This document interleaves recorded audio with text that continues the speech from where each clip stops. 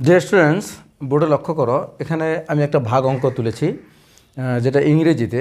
আমরা যারা বাংলা ভার্সনে পড়ি তারা ভাগ অঙ্কগুলো বাংলায় করি এবং আমাদের ল্যাঙ্গুয়েজটাও বাংলায় থাকে, তাই না?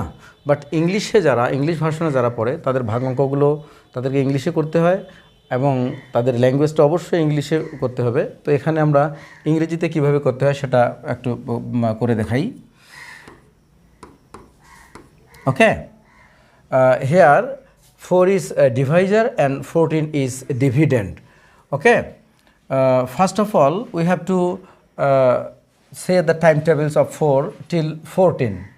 4 ones are 4, 4 twos are 8, 4 threes are 12 and 4 fours are 16, but our dividend here 14. So we have to count 4 threes are 12.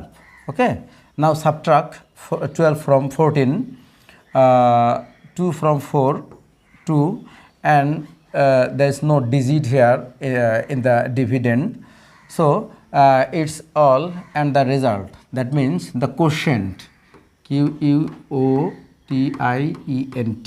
quotient is 3, and here 14 is dividend, DIVIDEND, dividend, and 2 is remainder,